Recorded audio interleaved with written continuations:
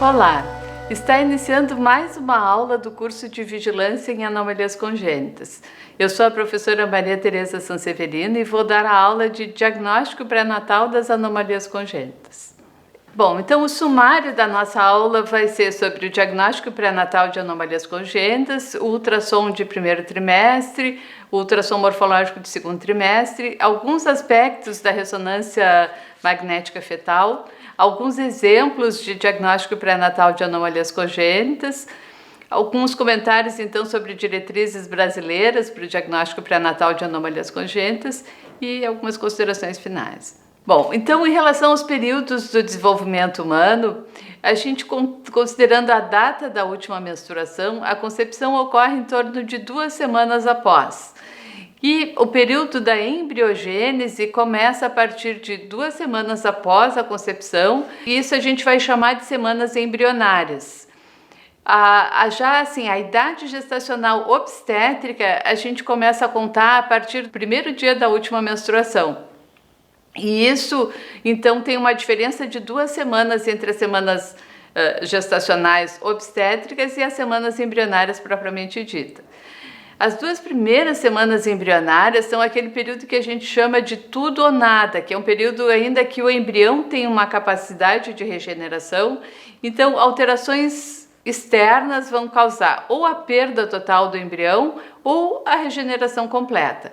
Já o período seguinte é o período da embriogênese. Então, em termos das anomalias congênitas, é o período mais crítico, porque é o período em que ocorre a formação mais inicial, mais completa humana.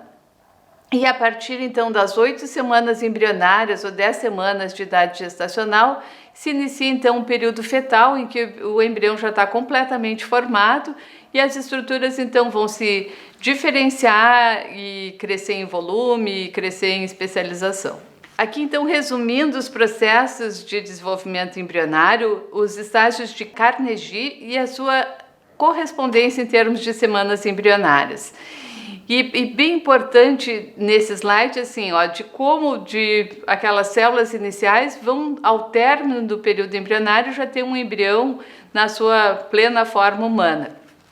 De qualquer forma, ainda num tamanho muito pequeno, então, em termos de resolução de um ultrassom, a gente não consegue ainda distinguir esses vários períodos. Bom, então uma coisa importante em relação às anomalias congênitas, que já foi considerado numa aula anterior, é sempre que a gente encontra um defeito, uma anormalidade, é questionar esse defeito é isolado ou é um defeito múltiplo. E considerando os defeitos múltiplos, raciocinar em termos da etiologia. Isso é uma sequência, é uma associação de defeitos, pode fazer parte de alguma síndrome genética. Então, em termos de pré-natal, quando se identifica uma anomalia fetal, é fundamental procurar se tem outras naquele mesmo feto. Em relação, então, ao ultrassom morfológico de primeiro trimestre, é um ultrassom que foi padronizado para as semanas 11 a 13 de idade gestacional e as grandes vantagens desse ultrassom é que se pode medir a translucência nucal e isso vai permitir um cálculo de risco para as principais trissomias, trissomia 13, a trissomia 18 e a trissomia 21. A confirmação da vitalidade fetal, a datação da gestação, se esse é o primeiro ultrassom especialmente, saber exatamente qual é a idade gestacional daquele feto agora, vai permitir então o diagnóstico precoce de malformações fetais graves, e a gente vai ver exemplos a seguir, assim como detectar se essa é uma gestação múltipla e, em sendo múltipla, determinar a zigosidade. Essas informações todas, elas estão muito bem reunidas no site da Fundação de Medicina Fetal de Londres e esse livro de ultrassom de primeiro trimestre, com descrição das anomalias, está disponível em várias línguas, inclusive em português. Aqui só mostrando a questão da translucência nucal, que é essa lâmina líquida aqui na região posterior do feto, e a importância da medida adequada, quer dizer, a padronização foi feita nessa forma aqui, os calibres colocados dessa maneira, e qualquer medida errada vai ou subestimar ou superestimar e invalidar o cálculo de risco para as trissomias. Em relação, então, à ultrassom de primeiro trimestre, especificamente na detecção de anomalias fetais não cromossômicas, e aí entra todas as anomalias congênitas também que a gente está estudando aqui, tem algumas malformações que podem sempre ser detectadas nesse período. A acrania, que é a manifestação inicial que vai resultar na anencefalia, a ausência da calota craniana, a holoprosencefalia alobar, o esônfalos, que vai resultar na onfalocele, a gastrosquise, a megabexiga e a síndrome do cordão curto. Já algumas malformações não vão poder ser detectadas nesse período porque a formação completa daquela estrutura ou o tamanho ainda não permite ser visualizada num ultrassom precoce. Então, por exemplo, a genesia de corpo caloso, o corpo caloso vai se desenvolver entre 14 e 19 semanas, então ele não vai ser visível nesse período. A hipoplasia cerebelar também não é possível de ser detectada, alterações pulmonares ecogênicas, obstruções intestinais, a maioria dos defeitos renais e pé torto, por exemplo, não se identifica aqui. Então, essas conclusões são desse estudo que foi realizado no Reino Unido, que era um estudo multicêntrico, que envolveu 45 mil pacientes que realizaram o rastreamento no primeiro e no segundo trimestre e para os quais tinham o segmento das gestações. E permitiu, então, essas conclusões que a gente comentou. Aqui são alguns exemplos de anomalias que estão nesse trabalho aqui do Reino Unido. Nessa primeira figura, então, a gente tem um feto com acrania, a gente vê aqui o tecido cerebral exposto. Nesse segundo exemplo, um feto com hérnia diafragmática, que a gente vê a bolha gástrica na mesma altura das câmaras cardíacas. Há um feto com holoprosencefalia, que a gente vê a fusão dos tálamos e a presença de um ventrículo único, e um feto com polidactilia que eventualmente vai poder ser detectada nesse ultrassom. Aqui a gente vê um feto com 6 dígitos. Ainda a mega bexiga, né, que aqui está a cabecinha, né, a bexiga enorme, e o esônfalo, então aqui essa protusão de vísceras abdominais aqui pelo cordão umbilical.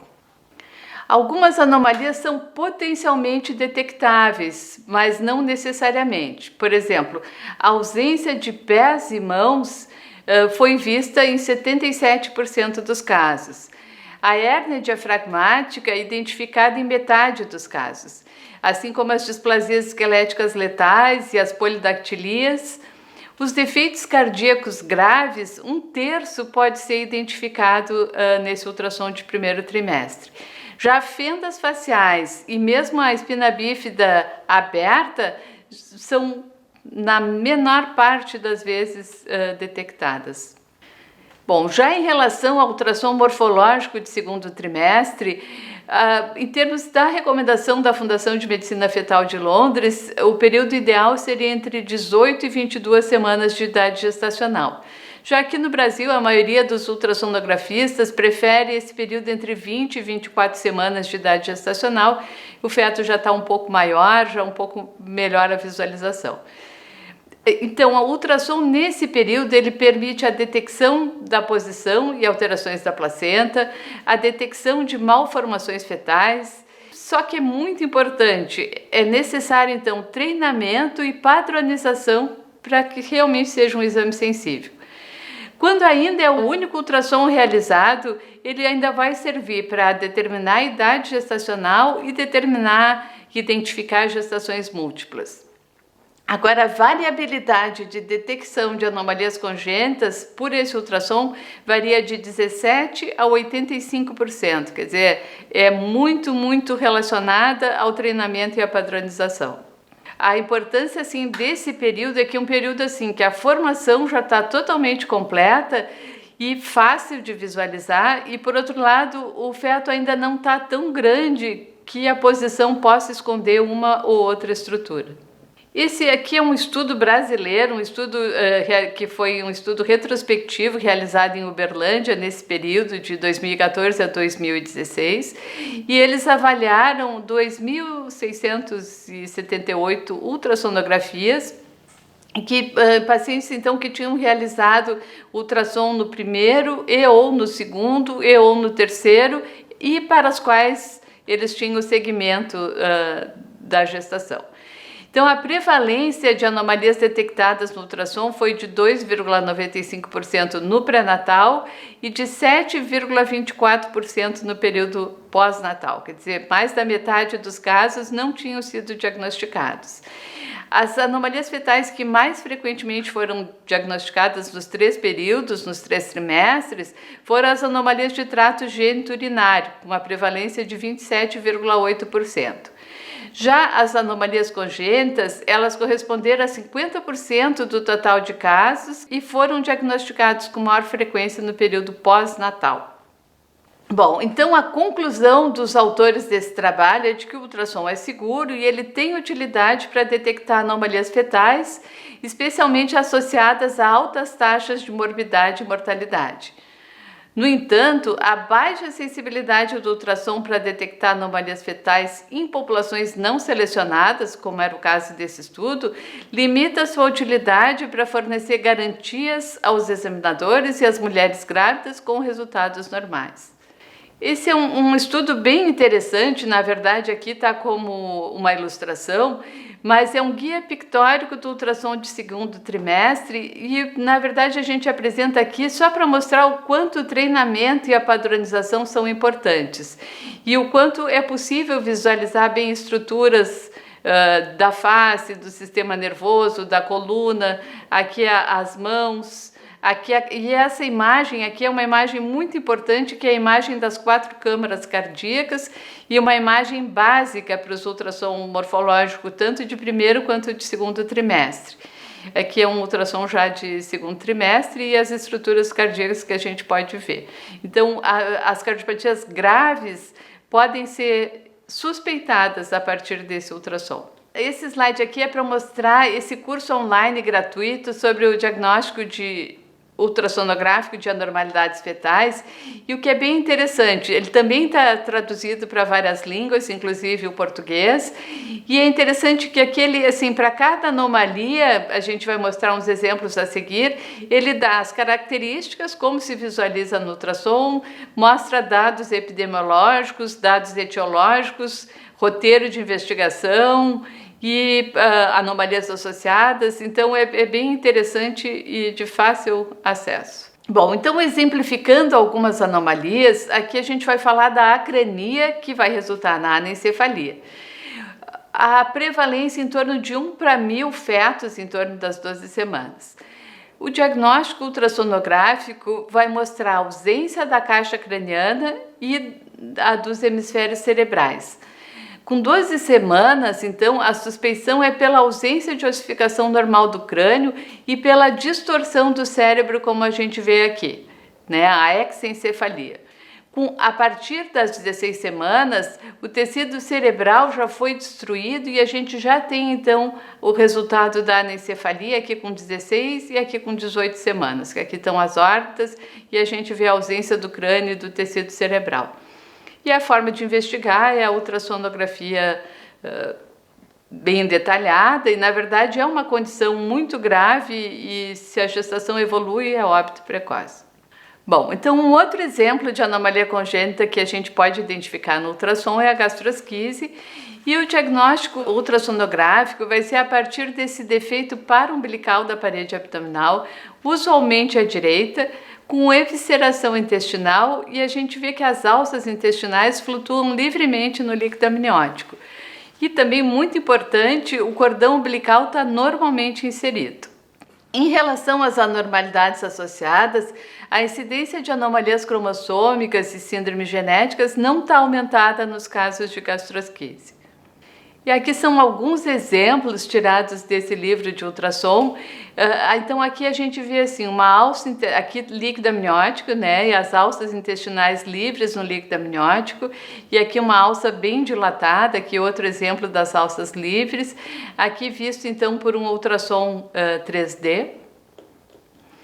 Aqui também um exemplo, assim, aqui as alças livres, a parede edemaciada. E aqui bem interessante, assim, com o Doppler a gente consegue ver o cordão umbilical bem adequado e as alças saindo lateralmente ao cordão. E o principal diagnóstico diferencial, então, seria com a onfalocele, cuja prevalência varia conforme a idade gestacional. Se a gente considerar apenas a presença de alças intestinais no saco herniário, 1 em cada 100 fetos com 11 semanas vão ter as alças no saco herniário aqui, como a gente vê aqui. Já com 12 semanas, reduz para 1 em 800 fetos e com 13 semanas, 1 em 2.000 fetos. Então, isso significa o quê? Que a herniação precoce é fisiológica e autorresolutiva. Já a presença de fígado no saco herniário vai estar presente em 1 em cada 3.500 fetos entre 11 e 13 semanas e certamente isso não é normal, já caracterizando a onfalocele. Bom, em relação ao diagnóstico ultrassonográfico da onfalocele, o saco herniário na linha média, contendo intestino e o fígado, com o cordão umbilical no seu ápice, é a forma como a gente visualiza aqui, ó. Então aqui está o cordão, aqui está o saco herniário. A onfalocele contendo apenas intestino entre 11 e 13 semanas tem resolução espontânea em 90% dos casos. Em relação às anormalidades associadas, defeitos cromossômicos, principalmente as trissomias 13 e 18, estão presentes em torno de 30 a 50% dos casos. Algumas síndromes genéticas, por exemplo, o síndrome de Beckwith-Wiedemann, pode estar presente em até 10% dos casos. Já defeitos em outros sistemas e órgãos, principalmente coração, são vistos em 30 a 50% dos casos. Bom, então aqui são alguns exemplos também retirados desse livro de ultrassom de onfalocele, que a gente vê então aqui a presença de alças e contendo fígado também. E aqui já o nascimento, então aqui a gente vê o saco herniário e o cordão umbilical saindo aqui a partir do saco herniário. Em relação às fendas orais, né, a gente já comentou que o diagnóstico precoce ele é difícil e num diagnóstico ultrassonográfico a fenda labial típica aparece como um defeito linear que se estende de um lado do lábio até a narina. A fenda palatina associada à labial pode se estender através do rebordo alveolar e palato duro, atingindo a base da cavidade nasal ou até o assoalho da órbita. Os cortes transverso e coronal são necessários para o diagnóstico e o Doppler colorido pode ser útil para demonstrar o fluxo através do palato nos casos da fenda palatina, mas o diagnóstico da fenda palatina isolada é difícil. E o diagnóstico da fenda labial e palatina entre 11 e 13 semanas, ele vai depender então de tomadas específicas e especializadas no ultrassom, mas mesmo assim ele é menos provável, assim, é mais difícil. Aqui são alguns exemplos de fendas orais que são tirados desse livro de ultrassom, né? Então aqui mostrando aqui a fenda, né, no lábio, e aqui também numa visão anterior do rosto, né? Então a fenda atingindo lábio e palato, e aqui a foto depois do bebê ao nascimento. Aqui um exemplo de fenda bilateral e o bebê ao nascimento. E a ressonância é um exame que tem sido utilizado atualmente, especialmente para caracterizar melhor os defeitos de sistema nervoso. Aqui um exemplo de uma meningomielocele baixa, a gente vê também os ventrículos bem dilatados, né?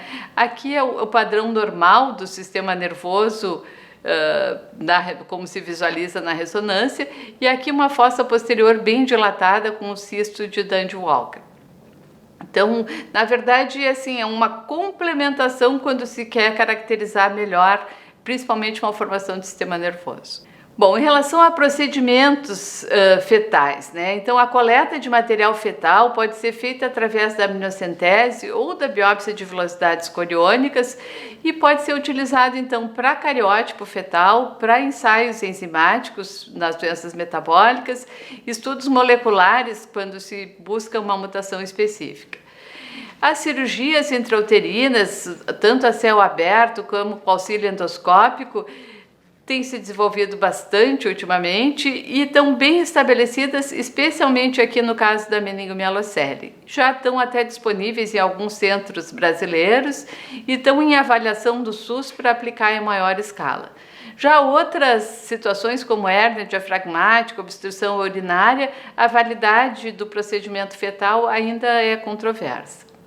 E aqui só um exemplo de um caso de hidropsia, né, como se visualiza aqui líquido nas cavidades do feto, e a importância, então, no caso da amniocentese, para determinar a etiologia, no caso aqui desse bebê, era um bebê com síndrome de Down. Então, a recomendação para a triagem pré-natal no Reino Unido, então, inclui esses dois momentos, assim, a ultrassonografia morfológica de primeiro trimestre, entre 11 e 14 semanas, na verdade 13 semanas e 6 dias, e vai então calcular a idade gestacional pela medida do comprimento crânio-nádica, detectar as gestações múltiplas e a corionicidade e a medida da translucência nucal para cálculo de risco. Já a ultrassom em torno das 20 semanas, 18 a 22, que é a morfológica de segundo trimestre, vai detectar especialmente as anormalidades estruturais do feto. Já no Brasil, a gente não tem uma rotina bem estabelecida, né? Então, esse aqui é o protocolo da atenção básica e coloca nesse texto aqui que está preconizado pelo Ministério da Saúde a realização de uma ultrassonografia obstétrica por gestante. Então, e não determina aqui a questão da idade gestacional. Então, isso nos limita bastante, né?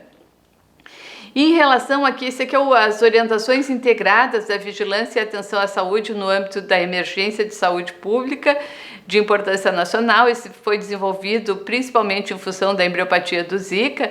E aí a discussão era assim, e foi uma discussão bem longa, de qual momento seria mais indicado para identificar um feto com embriopatia do Zika, né? Então, se considerou aqui que estaria indicado a ultrassom então para gestantes no primeiro trimestre, como uma rotina, e especialmente na suspeita do Zika, a segunda ultrassonografia, o ideal seria em torno das 30 semanas.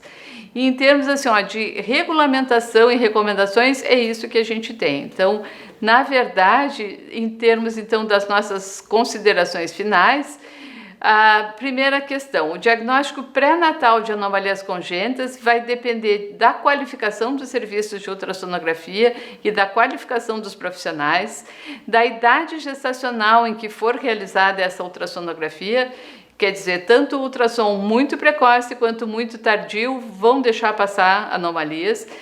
É, então, fundamental esse treinamento e essa padronização, especialmente para cada período gestacional. Qual é a importância de diagnosticar uma anomalia congênita no período pré-natal? Melhora a possibilidade do diagnóstico etiológico nas condições graves ou letais, como aquele exemplo da hidropsia fetal, permite uma estimativa do prognóstico do feto e daquela gestação, permite decidir quanto à continuidade da gestação, do Brasil especialmente a questão da anencefalia, né, que é a única condição que está descriminalizada em termos de anomalia fetal e que está autorizada a interrupção da gestação. Vai permitir, então, intervenções fetais no período pré-natal, por exemplo, no caso da meningomielocele. Importante ainda planejar o local de nascimento, planejar a via do parto e determinar que recursos vão ser necessários para o atendimento adequado daquele recém-nascido. É fundamental o estabelecimento de rotinas adequadas para o diagnóstico pré-natal de anomalias congênitas no Brasil, uma maior disponibilidade do ultrassom obstétrico, um fluxo de encaminhamento para os serviços de maior complexidade naqueles casos de anomalia fetal e uma maior disponibilidade de exames pré-natais adicionais, incluindo o cariótipo fetal, para o esclarecimento das anormalidades detectadas no ultrassom. Aqui tem algumas referências bibliográficas e alguns desses os sites que a gente consultou para quem quiser se aprofundar um pouco mais. E sempre lembrando que registrar também é prevenir.